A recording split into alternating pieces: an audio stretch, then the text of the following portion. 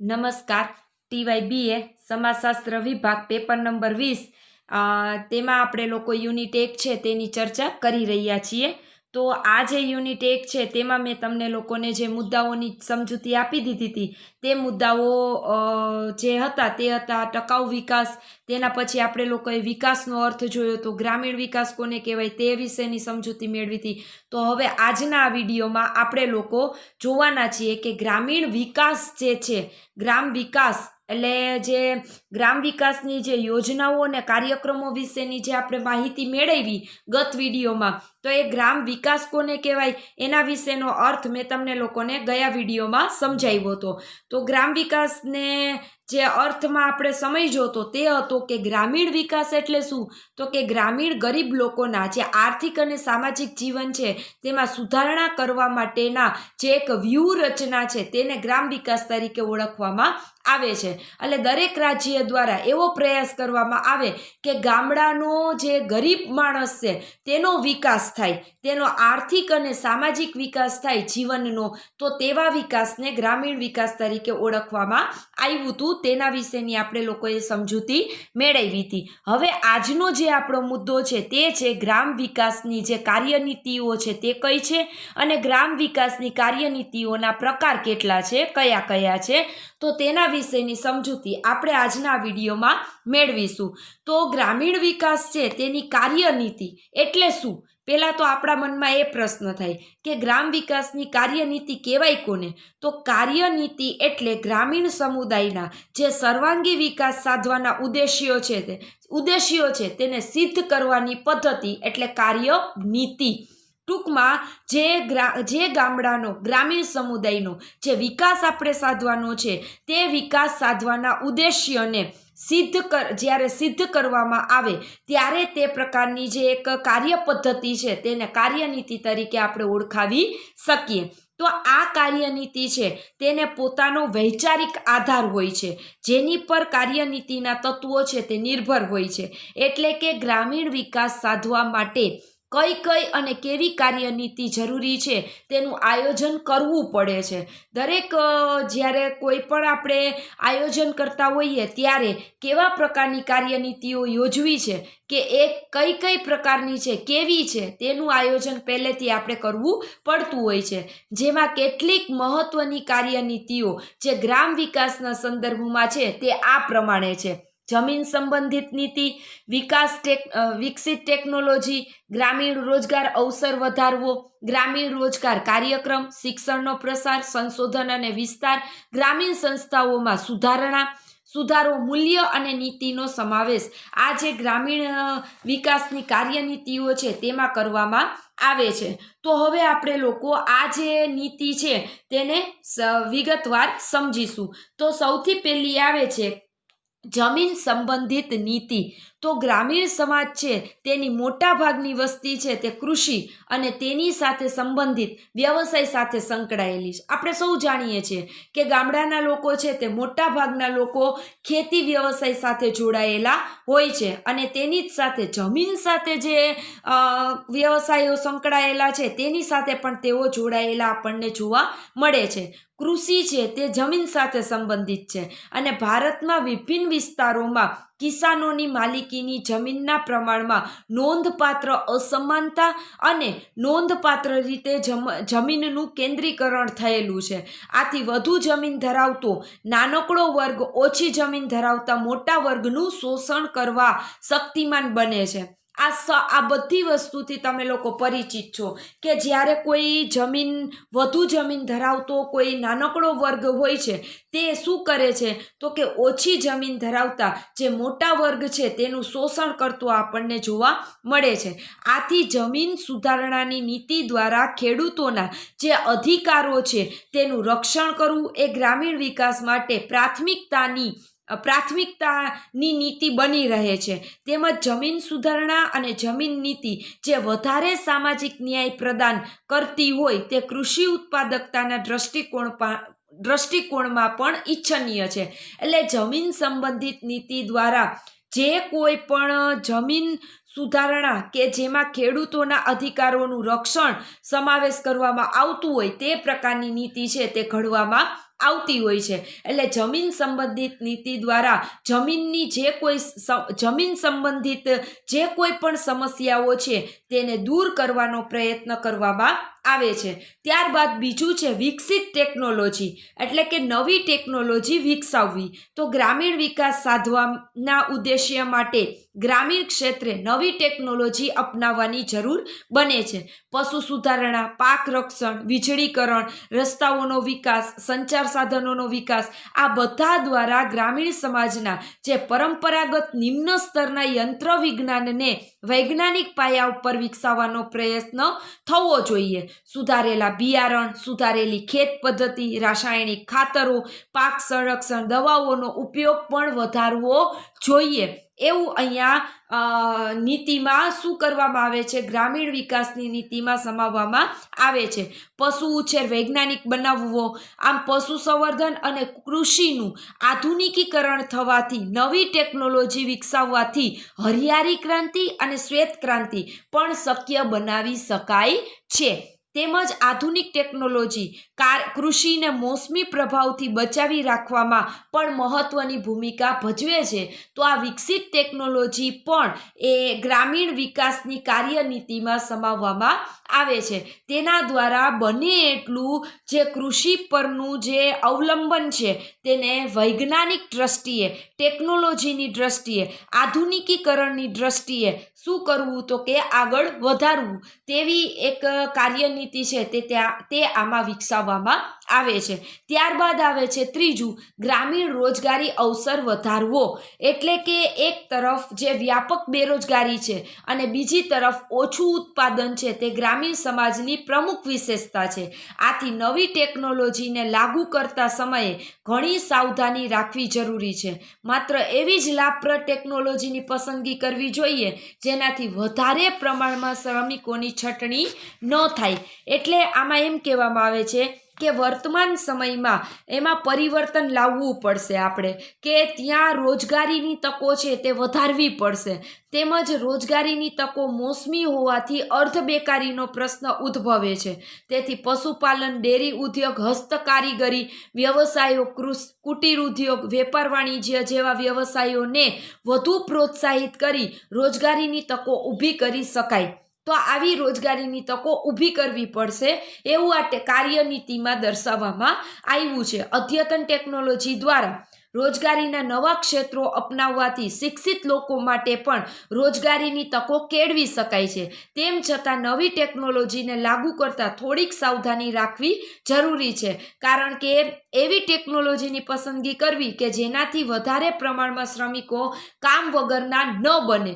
જો આપણે જોઈએ કે કોઈ ટેકનોલોજી આવે તો સ્વાભાવિક રીતના તમે જુઓ, જે કામ 10 માણસ કરતા હોય અને એની જગ્યાએ કોઈ ટેકનોલોજીકલી સાધનનો ઉપયોગ કરીને કામ કરવામાં આવે તો એ 10 લોકોએ શું કરવું પડે? બેરોજગાર રહેવું પડે. એટલે અહીંયા એવું કહેવામાં આવ્યું છે કે આપણે જ્યારે ટેકનોલોજીને લાગુ કરીએ ત્યારે આપણે એ ધ્યાન રાખવાનું છે કે ટેકનોલોજી એવી પસંદ કરવાની છે કે જેમાં વધુને વધુ શ્રમિકોને કામ મળી રહે, ન કે એ બેકાર બને. તો એવી કાર્યનીતિ અહીંયા અપનાવવામાં આવી રહી છે જે ગ્રામીણ વિકાસ માટે પોતાનું યોગદાન વધુ આપી રહી છે. પછી બીજું એના પછીનું આવે છે ગ્રામીણ રોજગાર કાર્યક્રમ.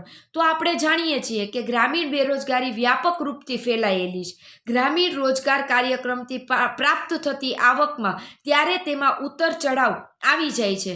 જ્યારે મોસમ નિષ્ફળ જાય છે, જેમ કે વરસાદ ન થાય ત્યારે આવું થાય. મોટાભાગે કૃષિ રોજગાર મોસમી હોય છે. આ સ્થિતિમાં ગ્રામીણ રોજગાર કાર્યક્રમથી આખું વર્ષ રોજગાર પ્રદાન કરી શકાય છે. ગ્રામીણ અર્થવ્યવસ્થામાં બિનકૃષિ ક્રિયાઓથી વિકાસ કરી તેના દ્વારા જમીન પર વસ્તીના દબાણને ઓછું કરી શકાય છે. એટલે કે જે ગ્રામીણ રોજગારનો કાર્યક્રમ છે તે જો અપનાવવામાં આવે તો આપણે ગ્રામીણ ક્ષેત્રે જે કૃષિ આવક અને રોજગાર છે તેનો મુખ્ય સ્ત્રોત વહાવી શકીએ છીએ. ત્યાં સુધી કે કૃષિ યોજનાઓનું મહત્વ ગ્રામ વિકાસ માટે પણ છે. કૃષિ ક્ષેત્રનો સમતોલ વિકાસ આ ક્ષેત્ર પર નિર્ભર રહેતા લોકો માટે સારું જીવન સ્તર બનાવવામાં પણ મુખ્ય કાર્ય કરી શકે તેમ છે. એટલે આપણે રોજગાર જે કાર્યનીતિ છે તેમાં રોજગાર કાર્યક્રમોનો પણ સમાવેશ કરવામાં આવ્યો છે. ત્યારબાદ આવે છે શિક્ષણનો પ્રસાર.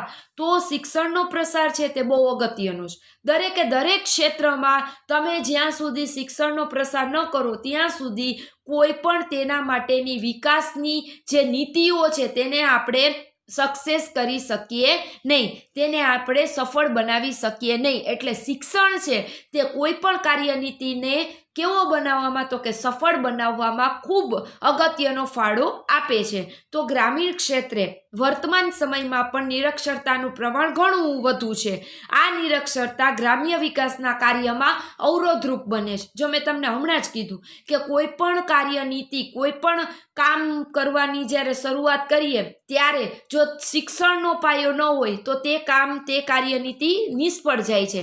તો તેના માટે થઈને આથી ગ્રામીણ ક્ષેત્રે પ્રાથમિકથી ઉચ્ચ શિક્ષણ સુધીનો અભ્યાસક્રમ મેળવી શકે તેવી વ્યવસ્થા કરવી અનિવાર્ય બને છે. શિક્ષણનો પ્રસાર થવાથી લોકો ગ્રામ્ય વિકાસની જે વિવિધ યોજનાઓ છે તેને સમજી શકશે અને અપનાવી શકશે તથા વિકાસના જે કાર્ય છે તેમાં તેની સહભાગીદારી પણ નોંધાવી શકશે, વધારી શકશે. એટલા માટે શિક્ષણનો પ્રસાર કરવો તે ખૂબ જરૂરી, અગત્યનો છે. ત્યારબાદ આવે છે સંશોધન અને પ્રશિક્ષણ. તો સંશોધન અને વિસ્તાર એટલે પ્રશિક્ષણ એટલે શું, તો કે ગ્રામીણ ક્ષેત્રે સંશોધન કાર્યને મહત્વ આપવું. કૃષિ ક્ષેત્રના સંશોધન દ્વારા ઉત્પાદનના નવા પર્યાયો વિકસતા કૃષિ ઉત્પાદનમાં વધારો થાય છે. નવું બિયારણ, નવા રસાયણ ખાતરોના શોધથી ઉત્પાદન ક્ષમતા વધે છે, જે જ્ઞાનનો વિસ્તાર થાય છે. થયેલ નવા સંશોધનનું લોકોને પૂરતું વ્યવસ્થિત જ્ઞાન મળી રહે તે અર્થે ગ્રામીણ ક્ષેત્રે પ્રશિક્ષણ કાર્યક્રમો ગોઠવવા જોઈએ, જેથી દરેક વર્ગના લોકોને જ્ઞાનનો લાભ મળી રહે. એટલે જે કોઈ સંશોધન થયા છે એ તમામ સંશોધનો ગ્રામીણ ક્ષેત્રના લોકો સુધી પહોંચાડવા માટે થઈને પ્રશિક્ષણ આપવું જરૂરી બને છે. તે પણ કાર્યનીતિનો એક ભાગ આપણે ગણાવી શકીએ. ત્યારબાદ આવે છે ગ્રામીણ સંસ્થાઓમાં સુધારો. તો ગ્રામીણ સંસ્થાઓનું મહત્વ છે તે વધારવું જોઈએ, તેમાં સુધારો લઈ આવવો જોઈએ. ગ્રામીણ ક્ષેત્રની જે કાર્યનીતિઓ છે તેના નિર્માણ વખતે ગ્રામીણ સંસ્થાઓના જે પાસાઓ છે તેને ધ્યાનમાં રાખવા જોઈએ. ગ્રામીણ ક્ષેત્રની સહકારી સંસ્થાઓ, સ્વૈચ્છિક સંસ્થાઓ, બેંક અને સહકારી સમિતિઓ તેમજ જ્ઞાતિ મંડળ, ધાર્મિક સંસ્થાઓ વગેરે બધામાં ગ્રામીણ ક્ષેત્ર સૌથી મહત્વની પંચાયત સંસ્થા, જેની સાથે ગામના તમામ લોકો પ્રત્યક્ષ અને પરોક્ષ રીતે જોડાયેલા હોય છે, જેને વધારેમાં વધારે તેમાં સુધારો કરવાનો પ્રયત્ન આ કાર્યનીતિમાં સમાવવો જોઈએ, જે ગ્રામ વિકાસમાં લોકપ્રિય ભાગીદારી થઈ શકે છે. પંચાયત જેવી સંસ્થા ગ્રામ્ય વિકાસની વિવિધ યોજનાઓથી લોકોને માહિતગાર કરે છે. તેમજ સ્વૈચ્છિક સંસ્થા દ્વારા પણ અનેક વિકાસના કાર્યો થતા હોય છે. આથી ગ્રામીણ સંસ્થાઓને મહત્વ આપવું ઘણું અનિવાર્ય હોય છે. એટલે જો આપણે ગ્રામીણ સંસ્થાઓને મહત્વ આપવાનું શરૂ કરીએ, જેમ કે પંચાયત છે, સ્વૈચ્છિક સંસ્થાઓ છે, આ બધાને જો આપણે વધારે ને વધારે બધી સંસ્થાઓનો વિકાસ કરીએ તો જે કાર્યનીતિ ઘડવાની હોય છે, જે કાર્યનીતિ અંતર્ગત જે કાર્યક્રમો ઘડાયેલા હોય છે તે કાર્યક્રમોનો અમલ આપણે સારી રીતના આપણા જે ગ્રામીણ ક્ષેત્રો છે તેમાં કરી શકીએ છીએ. અને છેલ્લું છે મૂલ્ય નીતિનો સમાવેશ. તો ગ્રામ વિકાસ નીતિના મૂલ્ય નીતિનો સમાવેશ એક મહત્વપૂર્ણ તત્વ છે. એક તો કૃષિ ઉપજનું મૂલ્ય નિર્ધારણ એ માટે કરવું જરૂરી છે જેથી ખેડૂતોને તેનો યોગ્ય લાભ મળી શકે, અને બીજું એ કે મૂલ્ય નીતિમાં આર્થિક સહાયતા અને ગ્રામીણ લોકોને મોટા પ્રમાણમાં જરૂરી વસ્તુઓ ઉપલબ્ધ કરાવવામાં સહાય બની શકે છે. ગરીબી રેખાની નીચે જે જીવતા લોકો છે તેના માટે ખાસ મૂલ્ય નીતિનો સમાવેશ કરવો જરૂરી છે. કેમાં, તો કે કાર્યનીતિમાં. ગ્રામીણ ક્ષેત્રોમાં રેશનની દુકાનો દ્વારા સાર્વજનિક વિતરણ પ્રણાલીના વિસ્તારથી આ સમસ્યાનું સમાધાન કરી શકાય છે. તેમાં પણ ત્યારે ખાસ જરૂરી છે કે જ્યારે વરસાદ ન થયો હોય ત્યારે ગ્રામીણ આવક અને ઉપભોગ પર પ્રતિકૂળ પ્રભાવ પડે છે. આર્થિક સહાયતા પણ આપવામાં આવે છે, જે કૃષિના ક્ષેત્રમાં અનુદાન સહાયતાના રૂપમાં હોય છે, જે ખાસ કરીને ખાતર અને બીજ માટે મહત્વનું છે.